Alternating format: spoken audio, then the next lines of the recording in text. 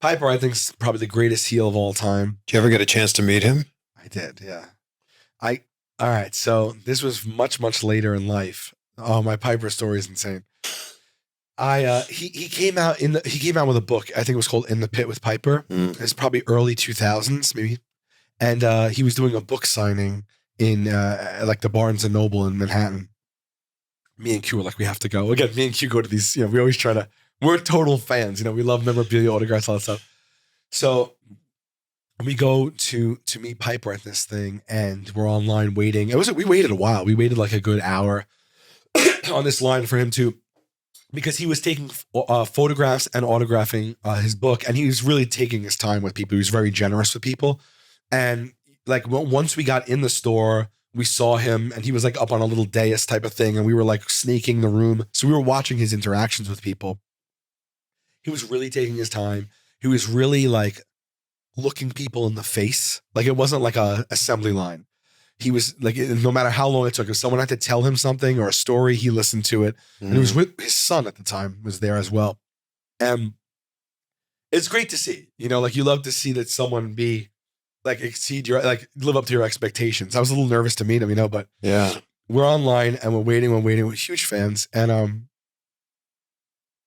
we get to him, and he stands up and he walks toward me, and he's like, how are you? How are you? I forget what he said to me. He was just like, how's everything? How are you? Thank you for coming. I'm like, hey, I was like, I just got to tell you something. I was like, I know you probably hear this all the time, but WrestleMania 2, I was at that with my dad. And it's one of the greatest memories of my life, one of my earliest core memories. And it's something I'll never forget. It's something that's so special that just brought me and my dad together. And like, I can't tell you how much that experience has meant to me. And I'm telling him this, and his son is right there as well. And he's close with his son, and he starts getting tears in his eyes as I'm telling him, right?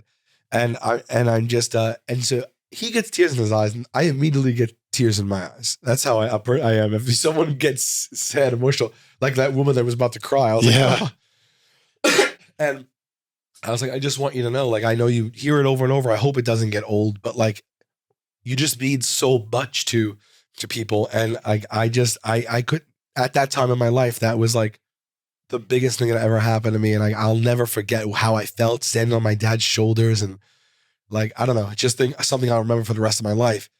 And he's like, he literally gets tears in his eyes. They well up so much. And he just grabs me and gives me the biggest hug. And I'm hugging this guy, and his son's standing there, and his son's looking at me like emotionally. And like, I swear to God, a tear like dropped down my face.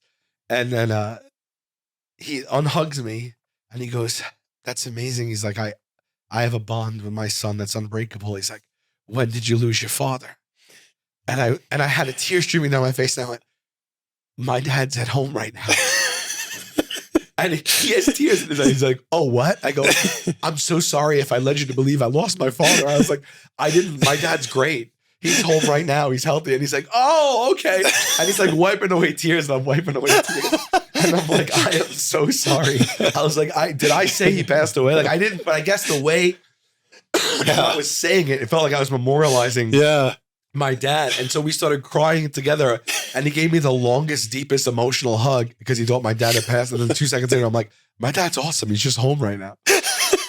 But I still have the book. He autographed it, and he's someone we lost way too soon. Oh, absolutely. Yeah. I mean, there's so many wrestlers. He was getting into the comedy world too. Yeah. He used to show up at the Comedy Store, and my buddy Steve Simone, who's a huge, he's a big comic and a wrestling fan. He befriended him and would take him to the store, and like, because they started to do like get up on stage and like tell stories on the mic and stuff. And for a while, he like forged this relationship with him.